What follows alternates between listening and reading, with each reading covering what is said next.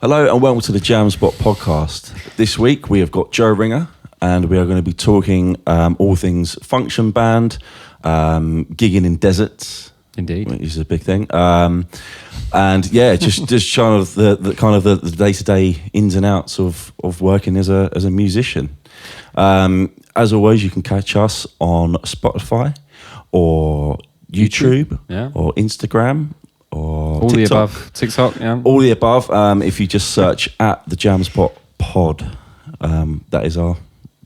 That's it. That's all. Yeah, we're getting good at this. Click like, subscribe, all of that stuff, because every time you do something like that, obviously it really helps us to spread the word, basically just reach more people.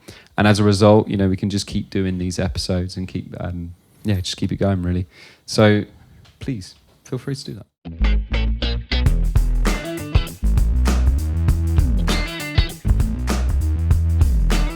Today we are with Joe Ringer. Hello. How are you?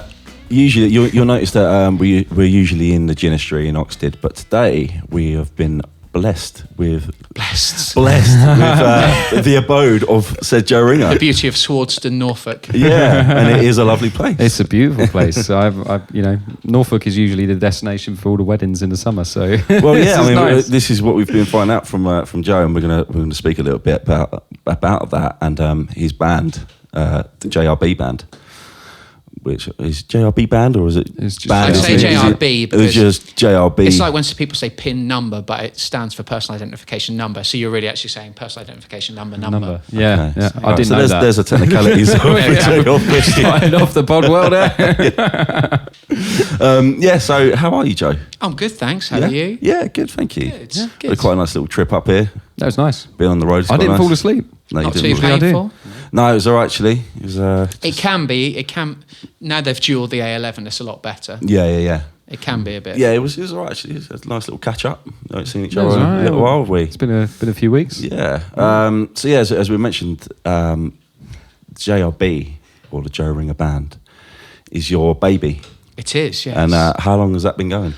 This is our 10th year of probably properly doing it. Sort of a couple of years beforehand playing at doing it and sort of doing a bit in pieces. But yeah, this is 2014 is when we sort of started properly with our lineup. And actually, apart from one person who actually still decks with us today, with the same sort of core band. That's quite unusual, actually, isn't it? That is unusual, You get yeah. a lot of people I floating in treat and them out. really well. It's also a really good paying gig. You know, who wants No, to it's do not. But yeah, we've been going, since 2014 is when we've sort of been going properly sort of up, and I've been doing it full time since then. And did you start that up initially? Is that where it all come from? Did you just think, all right, I need a function band? Did you do anything before that? Yeah, so when I was younger, I did a lot of like sort of am-dram, and that was the only sort of singing I did. And I actually remember when I was about 20, I've always liked sort of swing and big bands, and I still do a lot of that now. And I remember there's a couple of big bands in Norwich, and I remember approaching them and sort of saying, and I remember recording a few songs at a local studio down the road as a little demo. And basically I started singing with one of them, and as it is in the industry, you get to know people, and someone's like, I need someone for this, can you sing, blah blah blah. And then I ended up doing a sort of function band myself.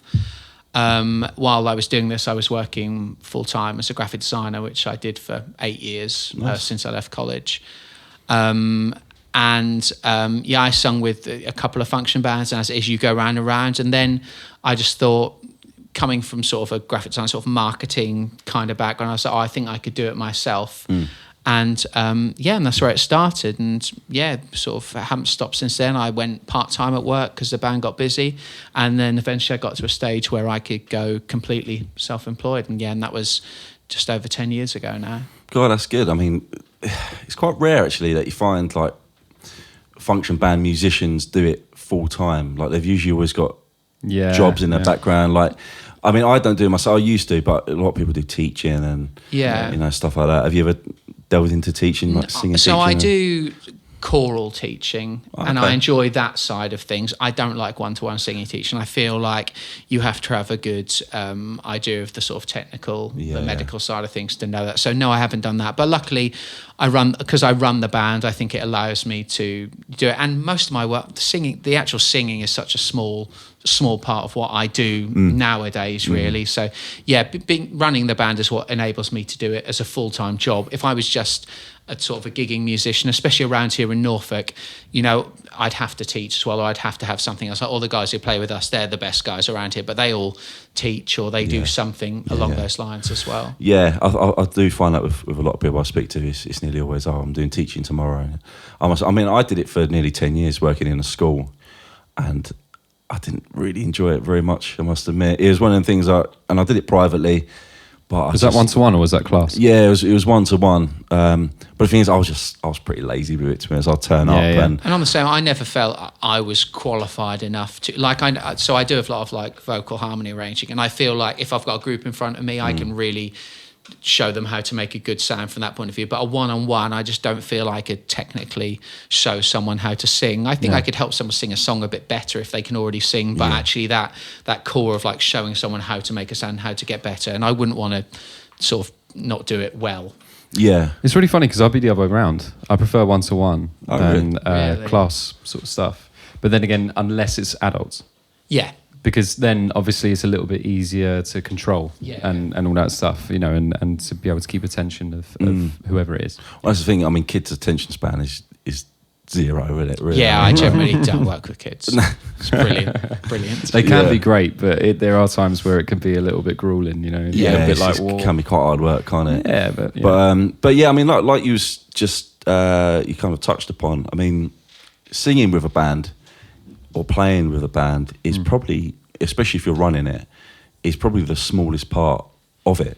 Yeah. Because I'd say 90% of your work is done outside of a gig, isn't it? Yeah, definitely. So you emails. I've got to make sure all the band are in the right place at the right time, wearing the right thing, having learned or having got the right songs, knowing the right times, all those sort of things. The logistical side of things is such a major part of it. And you say, I'll turn up and I'll sing 2-hour sets, and that bit's easy. I can do that every day of the week, without even worrying about it. But the whole other side of it, and then on top of that, you've got the daily of the socials and keeping everything in the accounts, everything as well. So, yeah, I think the actual singing thing becomes such a small percentage of the whole. Yeah, it is. Yes, like I said, the playing side is probably the easiest part of it. Do you find you enjoy that side of the work? I enjoy the music, so I do a lot of arranging, especially for the band, a lot of writing for the band, and I really enjoy that side of things. I don't enjoy the admin side. I don't think anyone enjoys the admin side. I think we're searching for someone who does. Yeah, or maybe at least someone who you can pay to do it, and they have to do it because it's a job. Yeah. But no, I don't. I guess I enjoy the fact that we're busy and we get the work and people come to us for the work. But the actual that I would rather do many things rather than sit there in front of emails and just do all that stuff. But you have to. I don't enjoy the social side of things really. But nowadays you have to stay on top of it if you want to be there, staying in someone's psyche all the time. It's just how it is. That's the thing. Yeah, I used to get quite excited when you start a band up and you start seeing inquiries coming through. Yeah, I used to be quite excited. I think, oh yes, more work. And now I look at an inquiry come through, and I'm like, oh no, it's another 40 emails I've got to deal with. Just two in a frame with. See, I'd still be that excited person because I don't run the band. Well, but not fully yet. But it all depends. Like you'll get some, like if we're talking weddings, you'll get some brides who they'll book you. And then a month before you'll send them, we have like a gig detail sheet. They'll fill it in, send it back to you, and then you'll see them on the night and it'll be perfect. Yeah. And then you'll have others who will be like emailing back, can we do this? I just want to check this, blah, blah, blah. Yeah. And that's just, obviously different people and you never quite know what you're going to get. But we've got quite a good system in place, a booking system in place, which covers a lot of the bases from the get-go, which means in theory, they should have everything they need to know from an early stage, and they can send that back to us. And so in theory, we could send that sheet to them, they could send it back to us, and there could be no more communication, everything would be fine. Yeah. You know what I mean? And that's quite important. And then obviously there'll always be a few things on top of that. Yeah. That is a good system, actually. It's quite a lot of trust involved. Implement that. Usually just like, what time do you want us to start this time? Okay, have you got first dance? And it's just like multiple. I mean, that's probably just laziness on my part. It should be more organised. We use the CRM software, the Gigio software, which I don't know if you've seen. Gigio. Yeah, so Gigio, they're great. Gigio, Martin at Gigio is a nice guy. So it's a CRM software. So basically, you send them a booking form through that. They'll fill it in, send it back to you. It'll automatically create an invoice and a contract, and it tracks all the money and everything as well. So it's and you can book musicians through it as well, which we've started doing this year as well. That's really handy. Oh wow! Wow. Yeah, so it's like a CRM made specifically for musicians. And actually, we haven't used it to its full capability, but this year, as I was saying to you earlier, I've employed someone 1 day a week to do all the admin, and we're getting on that side of things. So now, whenever we get a gig in, it all goes through Gigio. You then book the acts through the same system as well, so they're on there. And it tracks the money, it can track everything. So yeah, it's a really handy piece of. I'm guessing that's a subscription service, right? Yeah, so not I like think an outright. The basic one is about £18 a month, something like that. That's really good. Yeah. We've had to upgrade because we've got too many. I think once you pass like having to have 40 musicians on your books, because we obviously do different acts, you have to upgrade to the premium one. But yeah, the standard one has done us for years, and it's a really good bit. Obviously, you have to again have the time to, because sometimes, as you know, it's easy to just sling out a Facebook message saying be here at 7, play Mustang Sally, you know. But actually, when you're trying to sort of run it properly and you've got you can implement that. And then, as I say, I can now, instead of having to do all our accounts willy-nilly, I can now track it all, see where it goes up and down, see where the peaks and troughs are. Can you join that as a musician as well? Yeah. Lovely.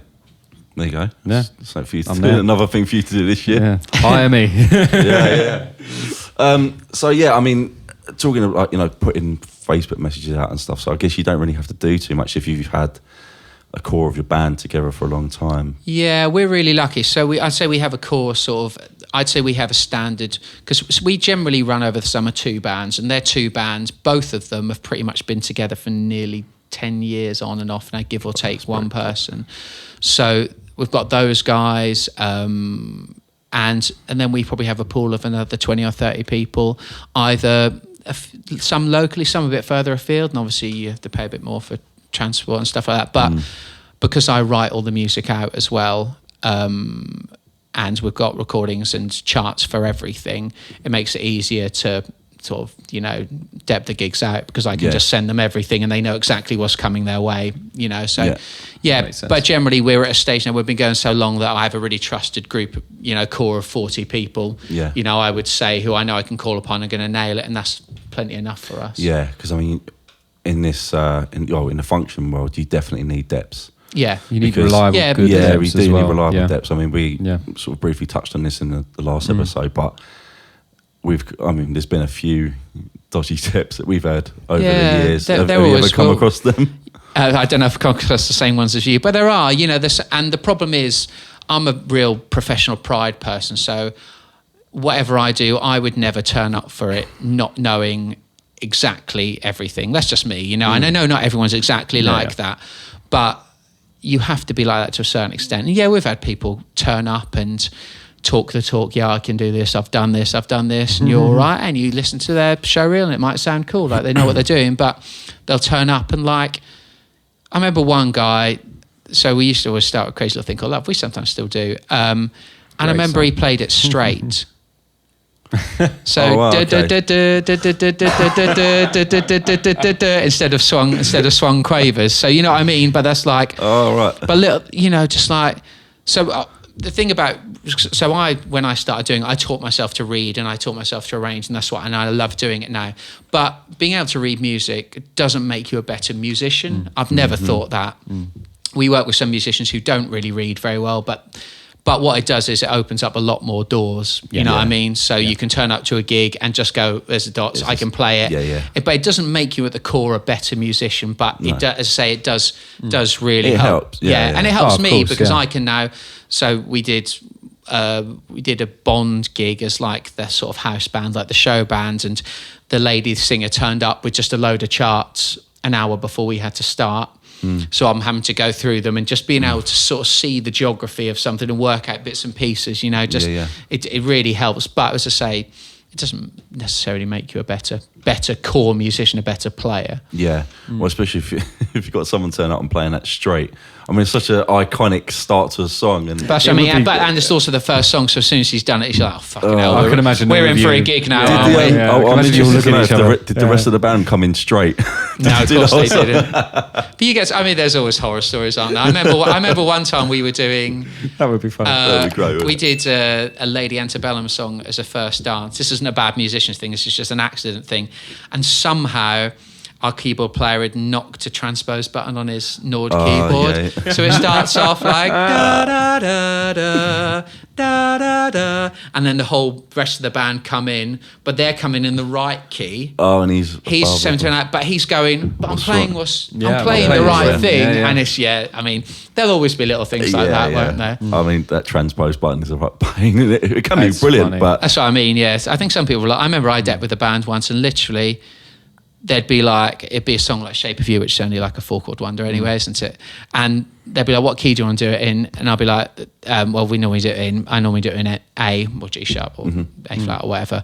And they'd be like, yeah, no problem. And the bass player and the guitar player had pedals.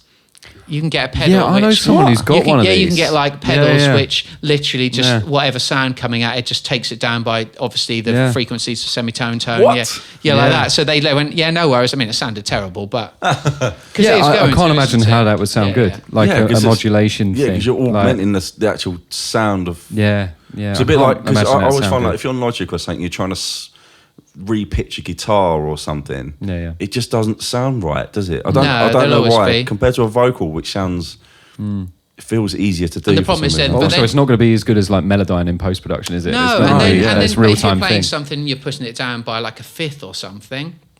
If you play a low F or a low E, it's going to be inaudible, isn't it? You know, so.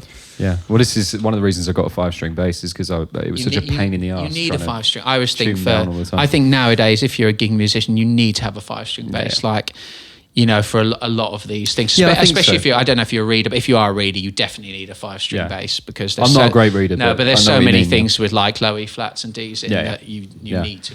Well, it's different from the days of, you know, the old session musicians who used to be able to tune down all the time before the 5-string bass was invented. Well, it's the thing. I was just wondering we can't do that. when the 5-string bass become a thing. I think it was. I don't know exactly. I'd have to Google it. I mean, not when it was invented, but like when did that become a standard thing? Do you know what I mean? But 5 is the most. If someone turns up with a 6-string guitar, I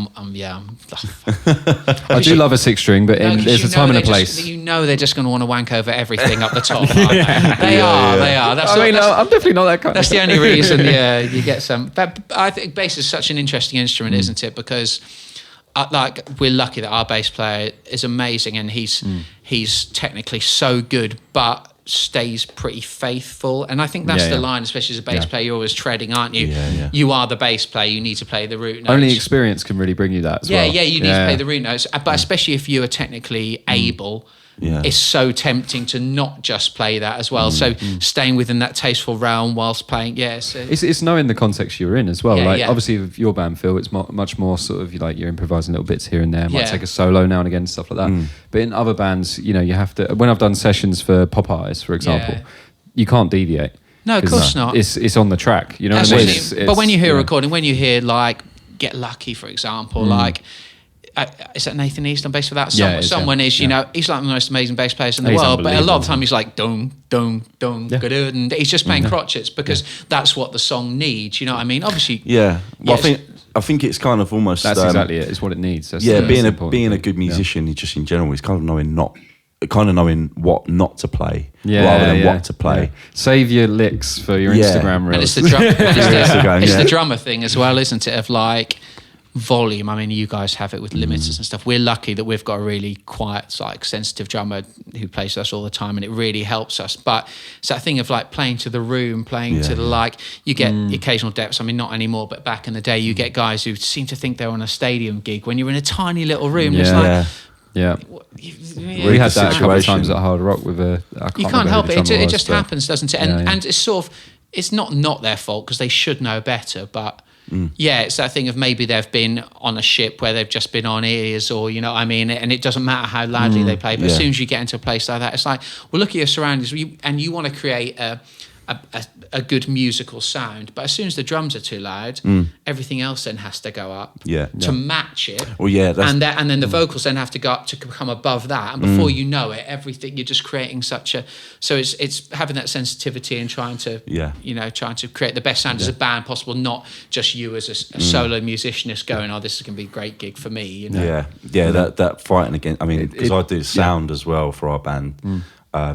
So fighting against the drum kit, it can be difficult. I mean, I must admit, so our drummer Josh, he recently invested in a really good electronic drum kit, and it does make a huge difference because actually they do sound pretty good now. Yeah, like the much better than they were. I remember when they were there's first out. Some of those New Roland ones. There's a venue around here who have lots of, I don't know if you've heard Oxnead Hall, you might have. Oh yeah, I think we might have they've those. had a lot of sound issues over the year with neighbours and stuff, and they've invested in like a top of the range Roland, and have to use it if you play there. Okay, that's part of that, which you don't mind because you know ahead of time.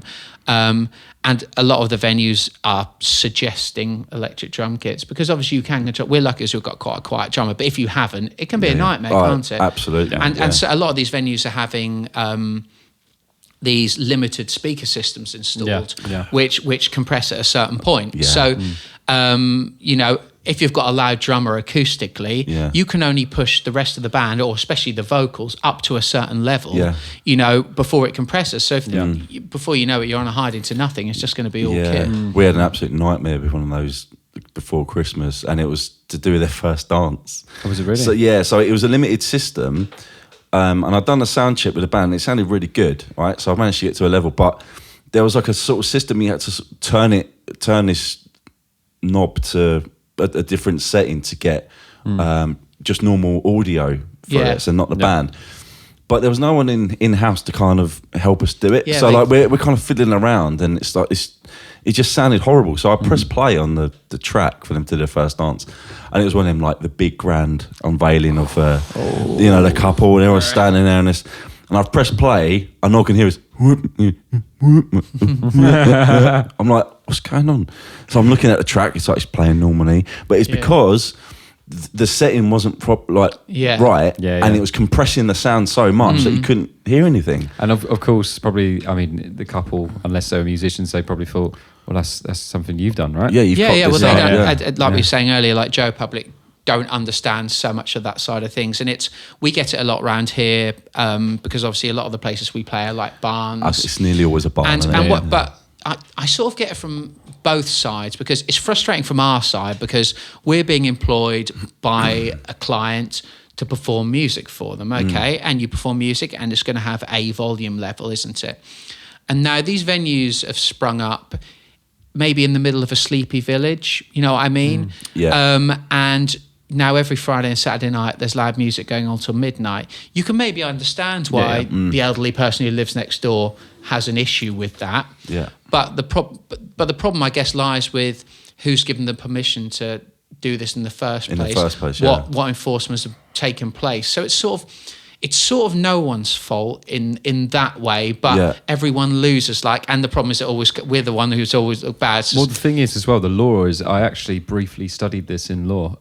It's on the side of the residents who want to keep the peace as well, because it doesn't matter if someone moves to the sound, even if they move to it knowing full well that there's a venue next door, they have the rights. Yeah, and it's also hard because, as you say, Joe Public doesn't understand. So some venues will say, in their contract, it'll be like, just be aware that there's a 90 decibel sound limit.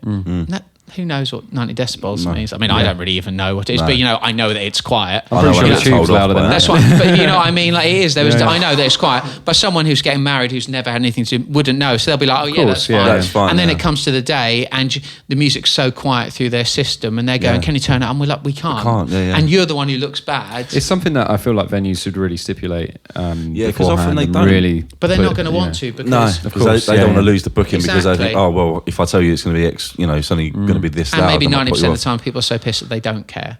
You know what I mean? But there will always be that one who's like, well, I think we had one last year, one complaint out of 90 odd weddings last year, and it was that the music wasn't loud enough. We asked you to turn it up, but you wouldn't. Yeah, And I'm like, well, we couldn't. Yeah, like physically we could, because it was going through one of those limit systems. We couldn't turn it up. Like it's not. And you say, well, the venue wouldn't let us. They're like, yeah, but you're the band. It's like, but it's a difficult one because, like I said, unless the person booking you really understands. Yeah.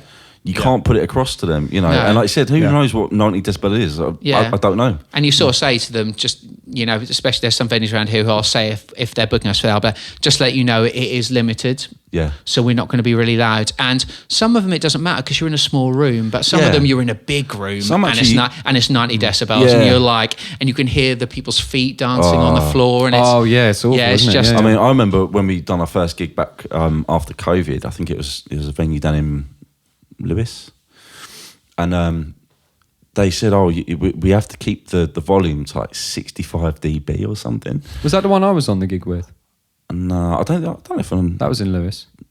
it might have been the same venue, but it might have been pre you. But it was ridiculous because you can. I mean, obviously we use an electric drum kit, but you could just. But that must be 60. That must be 60 dB, not in the room. Like we've had ones where it's 70 dB, but down the road. Well, this is the thing. I mean? So like, we're playing, that's but maybe what they don't understand. But it was a traffic light system. So like, and that's the other thing. I hate them systems because like you can't end up enjoy the watching gig. them, You're just playing and watching. I want to actually check how loud, like the equivalent of. Well, even us just talking here is.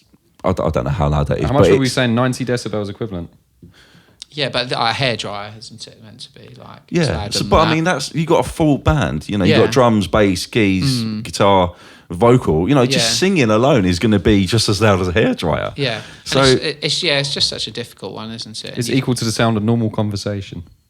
So how is that possible? It's not possible. possible. Sorry, 60 is normal 60. Conversation. Well, that makes sense because so when we were playing, you could hear people talking over the band. Yeah, 90 is closer to a lawnmower or a hairdryer. Yeah. But then when you're playing and then suddenly people start joining in singing or clapping, that pushes the thing's going through the roof. Yeah. It knocks also with the bass, it's really off. difficult because I remember there was one venue where every time I hit, I think it was a D or something, it boomed. Yeah. Because of the nature of the venue. Yeah. And it happens a lot with bass because of the nature of, like, say, for example, if I'm playing in here, there's going to be certain notes that are going to really resonate. Yeah. And I remember I had to spend the whole gig being really mindful of every time I played that note. I had to like hold back. Yeah, you had to mute quite considerably. So Uptown Funk was a nightmare. You know, you can imagine. Can we just change the key of this? Yeah, can you just change it for me? Yeah, and it's hard, like, because like I don't. As a vocalist, I really struggle with just in ears. I don't know if anyone else is the same. Yeah, like I prefer it without. I generally have one in with a little bit in it and a wedge, and that's perfect exactly for me because I have a little bit of my own voice and I can hear the room. It's not loud, it's not damaging, but and then a wedge so I can hear the room, and I like that. I struggle with two ears in for that like occlusion thing. I think they call it. We can hear like ngong ngong ngong in your voice when you're singing. So I like a bit of that. Some bands are more than happy to just everyone go in ears, electric drum kit and stuff, which is fine. But I struggle with personally a little bit. My preference is definitely a monitor, and I'll have one in and then one because obviously the drum kit next to me is slightly out. I don't want to be loud. It's just having you need to be able to hear the room. There's nothing that can replace that natural sound of the room, however much reverb and you the put atmosphere on it. as well. Like you want to take in the atmosphere as well of what's happening. I don't feel like I'm on the gig. Well, that's the thing. Sometimes you're so. I mean, I don't use them like fully noise cancelling earphones, but I have to have them out slightly. You know, because I mean, what if something's going wrong out front and you don't know, and you got people like looking and you think, well, that's one of the reasons I decided like we always have an engineer for our gigs now, and I just like, after years of doing it myself, I was first of all, I don't want to be carrying stuff around anymore, and secondly, I don't want to be worrying about the sound out front. I just want to come in, do my thing, and then go home. You know what I mean? Especially when you're working a lot and you're doing all the behind the scenes stuff. There's a lot to be said for that. And I could earn another 350, 400 quid per gig if I did it myself. But actually, in the long run, the stress of it. And I'd rather not. I think that's why I'm getting to now, because I do all that myself. It's a lot of work. But it's also such a leap to then pay someone, because I'm saying 350, 400 quid, but that's pretty cheap. Oh, yeah. You know what I mean? For someone who's really good. We're lucky around here. I've got a few people who are really good, but that's cheap. But as soon as you go, I want a sound guy for a gig, you're going to be paying 500-600 quid. Yeah. And that's a big to then put on top to earn the same amount of money. Yeah. Yeah, it is a leap, and it does drive your prices up. And then it's like, is it worth doing? Because, you might not get as many bookings. Yeah. It is such a balancing act.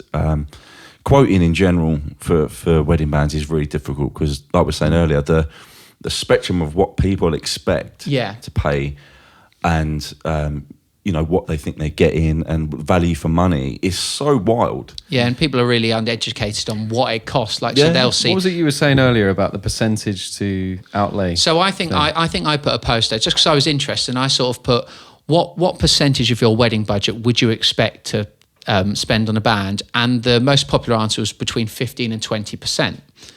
Okay, and then my next post was how much would you expect to spend on a band, and the average was £1,000. Right. So if both of those marry up and that's true, it's saying that an average wedding would cost £6,000, when we all know an average wedding costs plus 20 to 30 is an average, especially around here. Yeah. So it's that thing of people don't quite have a grasp on the cost of it. And I was saying to you earlier, so if our average price for a local gig in Norfolk is 1,800 plus VAT, don't mention the V word, but you have to. Yeah. Now, so I'm paying another 5 people out of that, and the sound engineer. Yeah. Then when it comes down to it, you're not making huge amounts yourself, No. So it's. Yeah, it's not you're really ripping people off. You've got to pay, if you want the good people, you've got to pay them at least 200 quid, Of course you do, yeah. Yeah, it warrants that. And also, I think, generally speaking, I mean, people run these. Well, I say that, but people, you guys and people that run the bands that I'm definitely included in are very honest people. You're very upfront, very transparent. Yeah, and I'm just one of. I also really care what people think of me as course, well, which is a bit of a negative trait in some ways. But I'd much rather overpay someone or over deliver for someone and want them to enjoy the experience rather than the other side of things, because there's so many people who literally will go, I'm going to put my band out for $3,000, who can do it, or you can do it, or this person can do it. Yeah, they'll be fine together. Here's a rough set list, go and do it.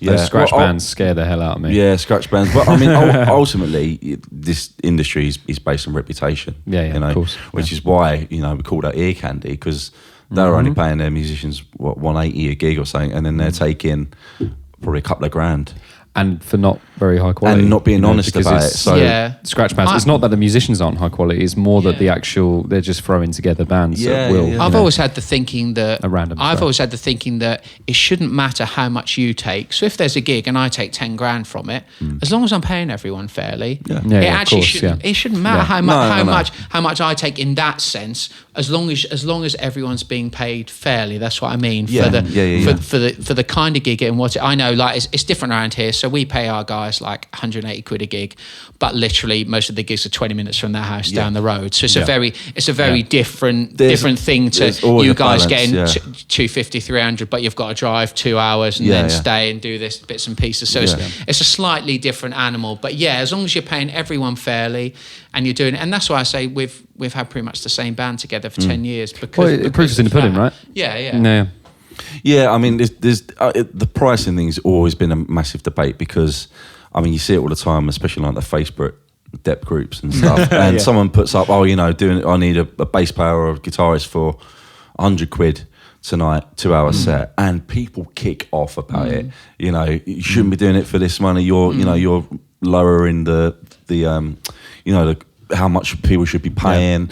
But I always think if you're happy to take 100 quid and it's 15 minutes down the road. So I mean, if someone said to me, I've got a gig in Norwich Town Centre, it's 120 quid on a Tuesday night. You're going to take it? But then if someone's like, I've got a gig in London on a Saturday night, I'm not going to do it for less than then you're not 400, do you know what I mean? Yeah, so it's a sort of horses for course thing. And the problem is you'll always find your level. You'll always find people who are willing to do things, just like you'll always find bands who are willing to do stuff for less money. Yeah. But generally, it's not always the way, but generally you'll always find your level with the level of performance that you get for that money.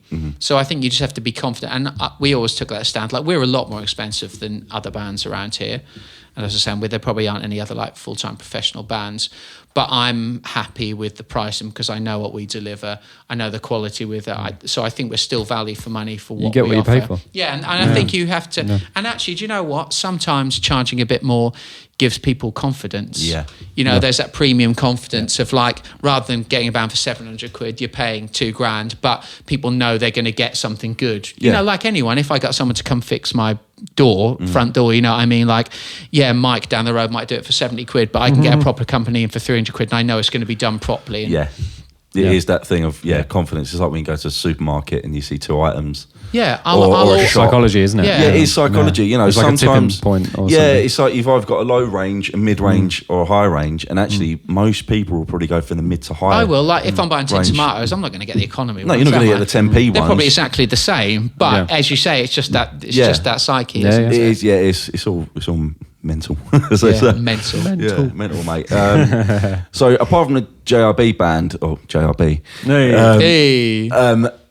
you have also set up quite a few. I mean, does it all fall under the same umbrella? Because you've set up a few other like theatre shows. I mean, at the minute, I guess it does, but yeah, I guess eventually the hope is that it won't. So I also run an Ibiza orchestra. Yeah, I need to ask you about this. Bloody Which awesome. I put this together in lockdown when I didn't have anything to do. So I wrote all the arrangements while obviously no one could work. And we did like one outdoor concert and it went really well. And since then we've done quite a few. We've been to like Marrakesh. We did one in the middle of the desert and a few. That's the one I need to ask. And a few bits and pieces. But I've never really pushed it because I haven't had the time. But this year I'm hoping to push it. We've just got a really good promo and I'm hoping to push it more and more. So, and that's great. Like it's the perfect kind of music for me anyway, because a lot of them are pop songs, 4-chord songs, 6-chord songs, but adding that orchestration to them is really great, and having 30 people on stage making that noise. So that's good luck getting them in a van. yeah, it's just really expensive, so it's hard to get the gigs. Yeah, well, that's the thing, isn't it? So I mean, so many people. I mean, that's such a great thing to be able to start up. It's pretty. What I find sort of amazing about it is the fact that you thought of that and gone, yeah, I'm going to try that. Just make it happen. Rather than thinking, oh, there's so many people, I've got to organise this, and this. You're actually thinking, I'm going to go for it. I guess I've always been like that, and like from the arranging side of things, I'm self-taught on that, so I didn't ever play an instrument or something. I just when I sort of got into music, I've always been quite musical, and I used to just listen to songs and I'd listen to the individual instruments, and then I'd be like, well, you can put that down. So I work out all the drums does like boom to kata, boom to kata. So that's on the stave, that's an F and a C, and the hi-hat's going cat. So that's on the G stave, you know what I mean? I'm like, well, and so it's just a thing. And then eventually over time you get better at it and you hear things and your knowledge of harmony gets better. And I always say like my musical knowledge is probably grade 1 in some areas because I've never had to worry about them. You know what I mean? But really advanced in other areas, you know, and I really enjoy that side of, I really enjoy the fact that I can listen to a song, I can write it down and I can give 30 people a piece of paper and you'll play it back, and it's sort of like magic, really. That's pretty bloody cool, isn't it? Well, yeah, I mean that's where being able to read music comes into its own. Because I mean, if you were to say like, Phil, can you come and do a gig with us? I'll be like, okay, what are the songs? What are the songs? Yeah, but I wouldn't be and able what to, keys are you doing? And I'll just go, okay, I'll just learn them by ear. But if you want exact parts and arrangements, and I suppose you do need to. But you know what it is? It's a lot easier than you think, because especially as a guitarist, for a guitarist, I will normally write mostly chords. Yeah. So a part will have mostly chords on, maybe a few little like rhythmic slashes. So if they're hits, you know, stuff like that. And then if there are any individual riffs, I'll write the riffs out. But I wouldn't expect anyone to come up and just read that riff. Yeah. I'd expect you to look at the chart and go, okay, chords. Oh, there's a riff. What's that? Practice it a few times. Okay, that's fine. Yeah. And like for drummers as well, like I'm not expecting them to play every single kick drum that, you know, little offbeat syncopated kick drum that's on that chart. I'm expecting them to look at it and go, okay, that's the rough groove. It's just a standard groove. Okay, that's the bit where the snare drops out. There's a stop there. I've got 4 bars and nothing, and then I come back in. You know what I mean? So it's more that you can just see the song on a bit of paper rather than playing, especially for a function, rather than it's not like a classical gig, rather than playing every single note on there. It's like a bass part as well. Yeah. I would write the bass part, but the bass player would go, okay, that's dunk.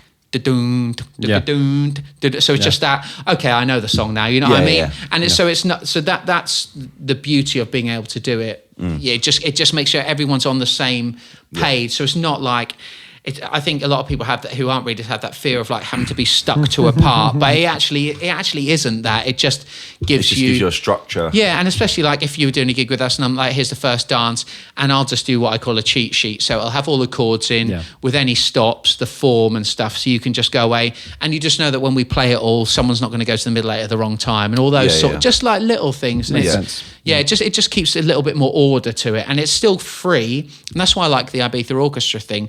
The songs are only 4-chord songs, most of them, so a lot of people at the rhythm section are doing sort of what they want to a certain degree, but then you add that orchestration on top of it, it just makes it sound. Yeah, it's just really awesome. cool. Yeah, it's really good. Quite I love sound. I mean, I still like get impressed by there. like having brass on the gig, like sax and trumpet. Like, that's amazing. But to have because you just get so used to just it being the 5 of you, But I mean, so just talking about that Marrakesh gigs. I mean, where do you even start with that? Because as I understand, did you kind of did you put it on yourself, or did someone go right? No. So first of all, I would say that it probably wasn't worth it.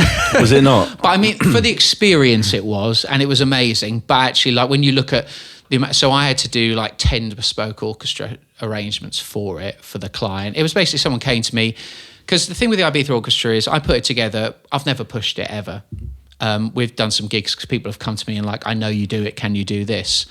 There's a few established in the country who do tours already, and they're amazing. But someone came to us and said, we've got this thing. It was for obviously some very rich person having a big party like in the middle of the desert.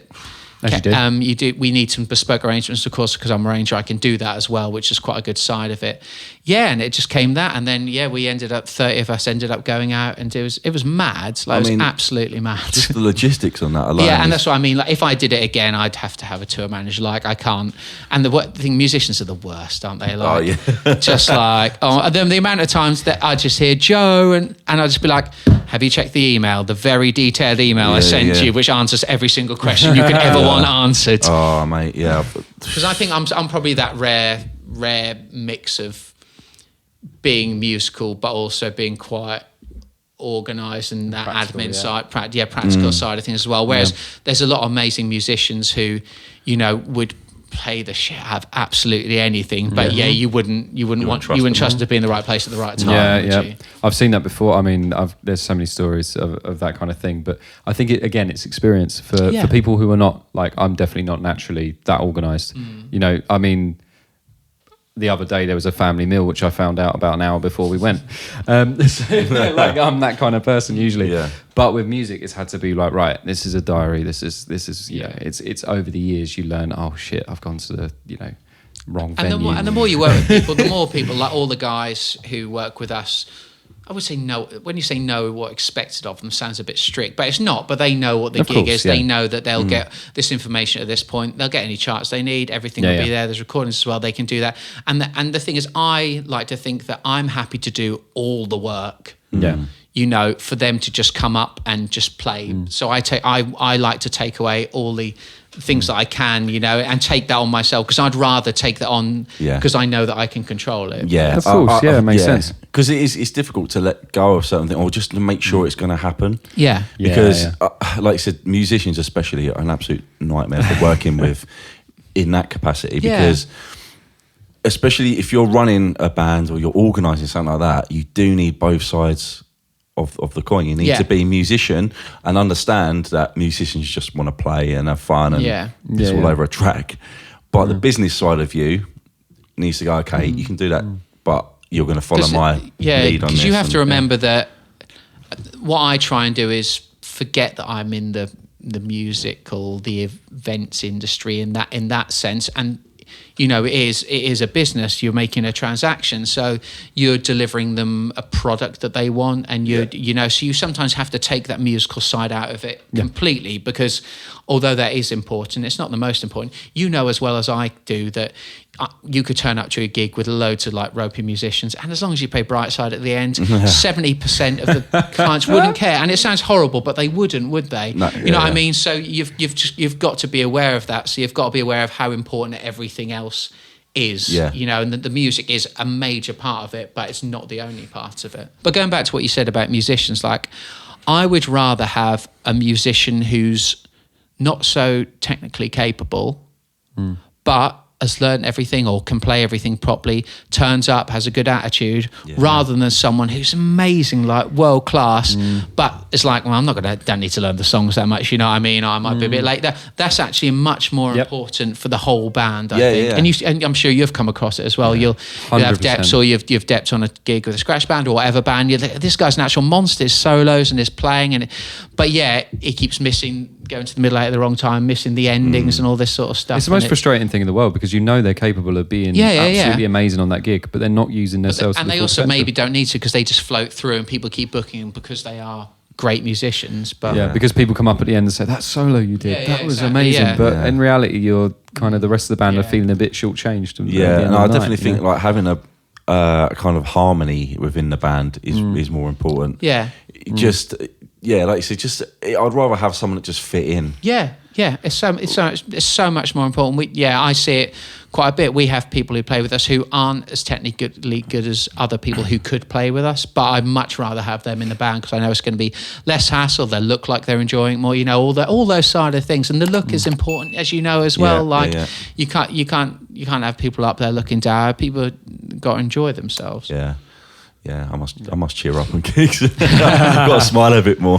No, that's one thing I noticed recently is that, you know, it's now I'm starting to get back to the realm of running my own bands, or co-running them. You notice more and more things like energy, things like interaction with the audience, things like, you know, interaction between band members.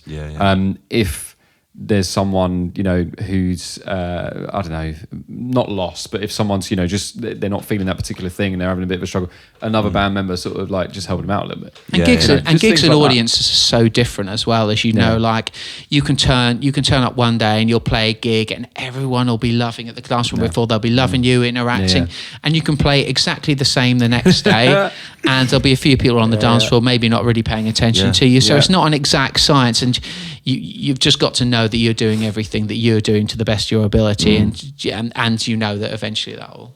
Did you ever do any like busking or anything like that? No. It's just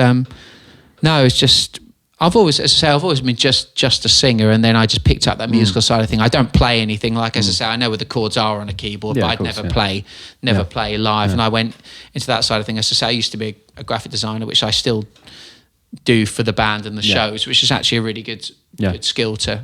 They kind of go hand in hand. Yeah, still have all the promo stuff, especially for the shows. I do the posters and all that sort of things. But no, I sort of, very much come from a bit of a strange background. It's really compared to everyone else who I've worked with. Just a strange. It's so fascinating, because like a lot of the stuff that you're talking about now, and you've learnt from various parts of your life and your experiences in music and beyond, you know, we'd have got from different places. And that's what I find interesting about that is you know, you were just talking about still when you're doing a gig, and then sometimes it can go down really well, you play exactly the same thing, it doesn't go down so well. You know, when I was busking, I learnt that it's really about how much you're enjoying it between the band, and then that will project. So I do the odd solo gig, not very many, but I do one up a holiday place up the road once every week, every other week or something.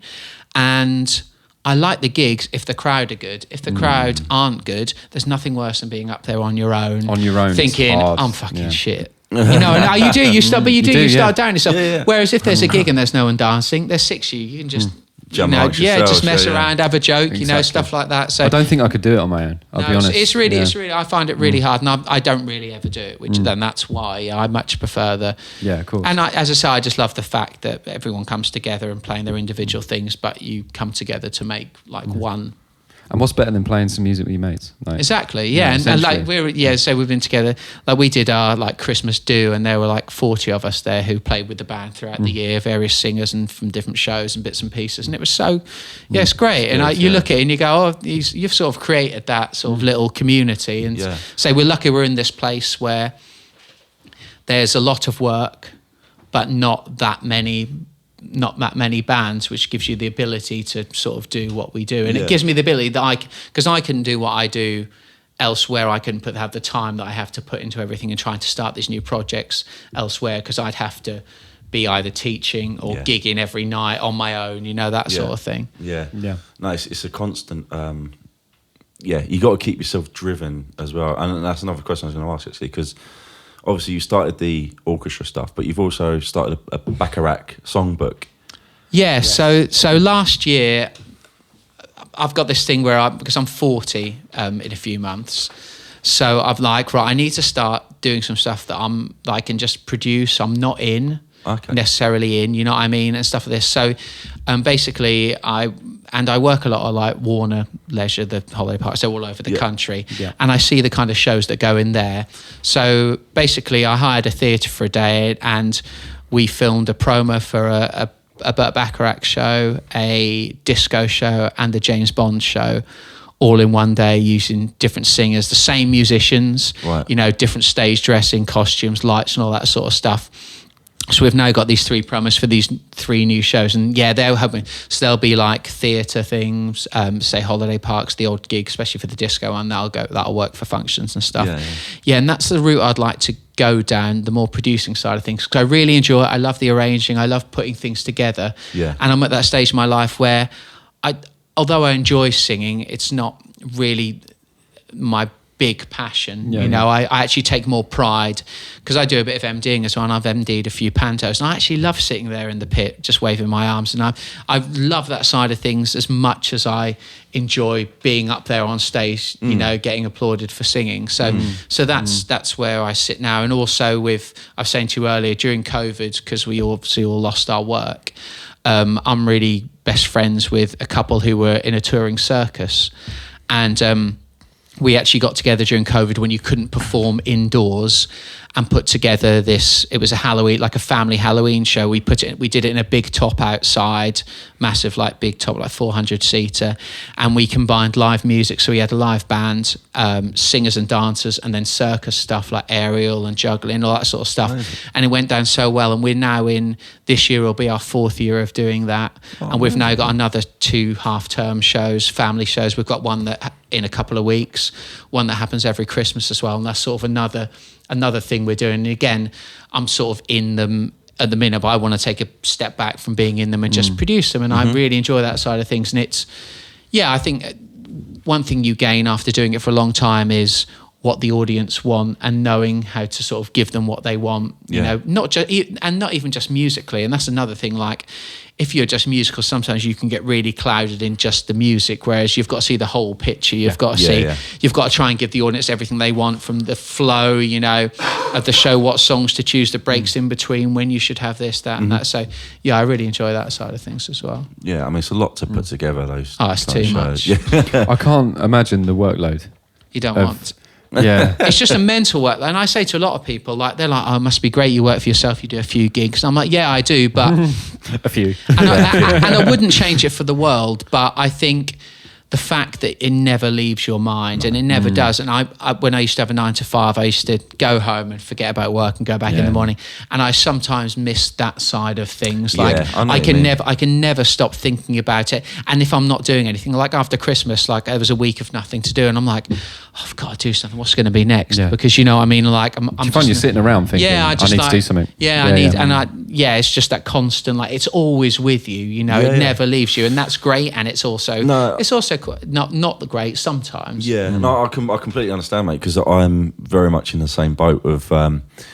I think if you're in any industry and you've got something that you're in charge of, like it is with you all the time, and that's why, you know, sometimes I'll sit up and I'll get an email. I might wake up in the night, and I'll check my phone for the time. I see we've got an inquiry, and I'll get back to them, you know, at 2, 3 in the morning, because, like you said, it never goes, and I kind of think if I don't message back now. If I leave it till tomorrow, it might have gone. So, and you are constantly just thinking, oh, what if I did this, or how can I improve that? And I think it's trying to find other things to do as well. Like, because my other half, she's in London, she's touring at the minute. So I'm here most of the time on my own. So you end up just working. So it's just finding other things. I've just started playing a pickleball for the last 4 months. So doing a what? Playing pickleball. What's pickleball? What the hell is that? So it's like a cross between tennis and table tennis. Okay. So you play it indoors on a slightly smaller tennis court, but you use like paddles like in table tennis, but they're bigger, and it's a plastic ball. And I play like 3 times a week now, and I love it. I've never heard of pickleball. Yeah, man, it's the fastest growing sport in America. This is what everyone's been talking about, isn't it? Probably.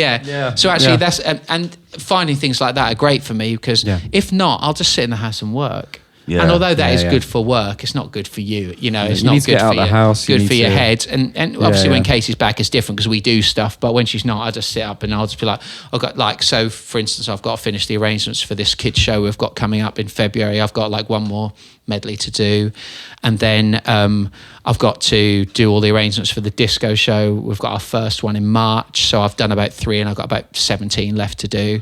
So I've got to do that, and then obviously then gigs start coming back. So it's like it's just balancing that. And I don't think the dream is to find that perfect mix balance, but I don't think I ever will. Because I don't think I'd be happy if I did. No, I don't think you will. the irony is that you probably would be sitting there thinking... And I'm rubbish at going on holiday as well. Like we went for 5 days this year and I'm like, 5 days is great. Because I feel I can relax for 5 days anymore. I'm thinking like... I'm exactly I don't like being out the loop. I just feel like I'm missing out. If I'm on a holiday or something, I just want to get up and play somewhere. Like I'll be like looking out for... That's why I started busking, one of the reasons anyway. But it's amazing. It's like I sometimes think like I'm so glad I'm doing what I'm doing because you only live once, and like when I look back on it in 30 years time and I go, well, we did this and we went to Marrakesh and I ran the band and we did this. It's like amazing because at the end, because the present's so brief, isn't it? All you've got is your memories to a certain extent. So you've got to keep doing these things, and I'm really proud of when I look back, I'll be able to look back on and go, I did this and I did this and I did this. Have I got any money? No, I haven't, but it doesn't matter, does it? Do you know what though? That's the thing as well. Like, I don't know if you probably have had these kind of conversations at gigs when you get talking to people in, your normal jobs, not to knock them at all. I mean, some of them are amazing and some people really want to do that. But often the most heard thing sort of for me is, I wish I did what you do. Yeah, and the problem is people work, a lot of people work to exist, don't they? Yeah. They work so they can earn enough money to live, and then they'll have a couple of holidays a year. But they're the majority of their lives, if they'll wake up at 8 o'clock, they'll go to work, they'll come home, have dinner, watch some TV, go to bed again. Yeah. So that majority of their life is spent working. Now, as I say, luckily enough, my job is my passion, but it doesn't make it less of a job, to a certain extent. And it is hard in places, and times that I don't want to do it, and there's times that I love doing it, and it's just that, it's that balance. And I think you always want to find the balance. I don't think I ever will find the balance, but it is sort of what it is. And I keep thinking, maybe I'm going to do this, I'm going to do this, I'm going to do this. But it's I don't know. One day I'm just going to get loads of money. I don't know. I don't know where from, and I won't do anything with it because I don't really care. I don't really want anything more. Like I'm sort of happy with what I've got. I think everyone kind of everything else is a bonus, right? That's what I was saying. Like I can't remember who I was saying this to, but when you're doing something you love, like you say, it is still a job. There's still days where you don't want to do certain things, but you're kind of happy with what you have, and everything else is a bonus, right? Yeah, and I can't. If I won $100,000 straight away, apart from getting my own house, I can't really think of anything I really want. Like I could maybe a new sound card or a new Mac. You know what I mean? Like, I'd buy a bass. Yeah, that's what I mean. But there's nothing I'm like, I need this money for something. I can't imagine wanting loads more. It just be nice to be a bit more comfortable sometimes. Yeah. I mean, so if something goes wrong, you can go, I'll just pay for that, and it doesn't really matter. I think that's little things like that. Yeah, that is it, isn't it? That is literally it. That's it's that jump. I mean, the days of going, can I put 20 quid in my car this week, or do I have to wait until I get paid? Or not having to think about them things is a huge weight off your shoulders. And I think that's at the stage. Luckily I'm at that stage now where I don't have to worry about money loads, but I have. Inquiry. joeringaband.co.uk. We're keeping that in. Yeah. But that's exactly what we're talking about. It is constant. Yeah. There is no kind of switch off time. Like, what is the time now? I mean, it's probably still working hours anyway, but that call could come at any time. Speaking of which, if you want to get back to it, then there's absolutely no problem. We can take a break and then. But that is one I've actually replied to, but then it probably went to another person. Yeah. And then they're chasing that. Well, that's the thing. You're not just dealing with one person a lot of the time. If ever there was a good example. Yeah. And that was just it. Yeah. So I guess, you kind of guessed, you kind of already given the answer of like what keeps you driven. I think it's just the fact you can't stay still for very long. Yeah, and I love it. Like, and I'll get on stage with that Ibiza orchestra, and luckily I'm lucky enough to conduct and sing a few songs when I do it. And like, so the Norwich Theatre Royal down the road, and it's a 1,300-seater theatre. And I remember just before lockdown 2019, we did a gig there and we nearly sold it out just on the back of our band. And just being on that stage and just that, for everyone on it and everything we've done, you know, just the feeling of like, I guess, achievement. And it's not even like, I'm not that kind of like ego-y frontman kind of thing. That's not my vibe. But I just love the fact that you can create something like that with all those people who you love, all the musicians who you work with, all the guys behind the scenes and all that stuff. And yeah, I just that feeling of being up there and that, just of achievement really. And I just love doing that. And I'd love to do more. And yeah, I'm the kind of person who someone will film something from a gig and I'll just listen back to it like 100 times, just like listen to it either good or just picking it apart. You know what I mean? Like usually picking it apart. Yeah, same here. Yeah, it's just that I guess I'm just lucky enough to love what I do. And hopefully I'm hoping, you know, at this point in my life, it starts to like morph into something slightly different in the same industry. And that's where I'm hoping to go with it. And it seems to be, we're sort of getting there slowly and sure. Well, that's what I was getting to next. Actually, is for the future. You kind of covered it, but for the future, what's your sort of ideal? Yeah, well, I guess I'm lucky enough that the band seems to be as busy as ever, and that'll keep going, and that's the constant. And as I said earlier, that's the sort of income from that allows me to do these other projects, which hopefully will push forward. And we've got these other shows now, which will hopefully go into like some theatres and some holiday parks and stuff like the Ibiza Orchestra. And ideally, would grow and grow and grow. We've now got a new agent with that who are getting us some events. I mean, I keep having the idea of starting like a bespoke music agency, but that's sort of on the back burner for a minute. But because the problem is, I know so many, especially in Norfolk and Suffolk, so many really good people, and even really good, you know, musicians, bands, stuff like that, but who just aren't marketed in any way. And as I say, there's so much work around here now. I think there really is room around this region. Don't steal my idea. I think there really is room around this, you know, this region for a really good agency along the lines, not ALR, you know, that sort of thing where, you know, I'm putting those acts together myself. You're doing the promo, you're doing all the branding and everything like that, and then you're putting them out yourself rather than, because the thing is, all the agencies around here have 100 bands, and you trawl through it, and it's, you know, Sharon from down the road with her mates. Singing Bananarama. It's that, you know what I mean? It's that sort of thing, isn't it?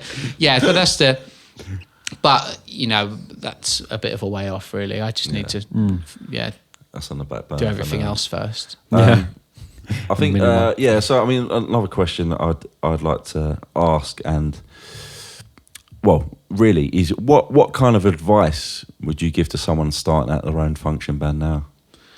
I would say do things once and do them properly is a really important thing I learned. I think when we started, you tend to scrimp a bit, and you know, especially on promo, and we were saying earlier, there's nothing more important than promo. It's always going to be the first port of call that people see you, whether it be pictures or videos, especially on socials nowadays. So always bear that in mind. And I think the most important thing you could ever say is always, with any business, put yourself in the shoes of the client, the customer, who you're trying to sell it to. Don't think of it as a musician. Think of it as the person booking you, who probably doesn't have a clue about music or anything like that. Think what they're going to see for a band. If you're not a musician, you're looking for a band for a wedding, what are you going to see? You're going to want to see a really well polished video with people dressed well, playing good music, stuff like well lit, well recorded, stuff like that. You know, you're not going to care about, did you hear that bar of 11/8 that he played in there? It was really clever. You know what I mean? But some, you know, so it's just taking maybe those basic business principles that apply to any walk of life, any business, and just bringing them into that function band kind of thing, and try to get players who you know, you like, you get on with, you trust. Like I say, we're lucky enough to have had the same guys for ages. Because of that, they're all guys and we all get on, and that's really important as well. And I mean, if I could give any real advice, it would be learn about the music side of things. And I think that is one thing that's maybe separated me and us from a lot of other bands, the fact that, you know, I learned about the music side of things, so now I can somewhat speak the same language as as the people that I'm working with, you know, from that point of view, rather than a lot of singers who would just go, can you go from that bit, you know, the bit that sounds like this and all that sort of stuff. So maybe learn, and it doesn't have to be in depth, but just maybe just get your knowledge of your music up a little bit, so that you're on a, you know, a general plane with everyone else. I used to find that you spend a lot of time like watching other musicians play their instruments, but also obviously spending a lot of time with drummers. I'm always next to them. Yeah. You know, learning how the drum kit works and what is capable and what is achievable. And what does what when, and then I find myself watching kits loads, like watching just hi-hats to stay in the groove. I wish I played it, even when I'm even when I'm singing, and that's why I like to.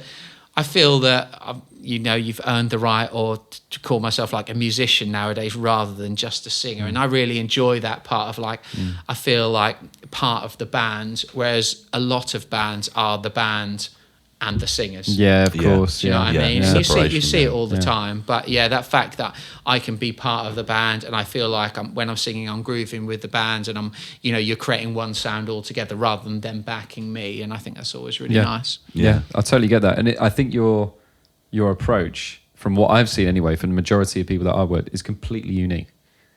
Yeah, your background is very I think unique. the background is, I think, I sort of just came at it from a funny angle, really. It's just really like, it's for me, I don't know if this you would describe it as the same, but it's like determination that's kind of like, right, I'm going to learn this, I'm going to do this. Yeah, and I'm going to start it's that nature versus nurture thing. I think when I was young, I didn't really have the opportunity or wasn't pushed into any sort of opportunity for whatever reason, just life, or where I was brought up, single mum and council house and all that sort of thing, that I didn't have the opportunity to play an instrument. But it just turns out that I'm innately really musical. Yeah. But I would never have known that, because in school I wasn't told to play anything. I didn't play anything, stuff like that. So I guess it took something else later in life to bring that out of me. And then once it came out, it's like, oh, you are, and you can hear this and you can feel this. Yeah. And it's that nature versus nurture thing, isn't it? Some people, you find it with classical musicians a lot who you work with.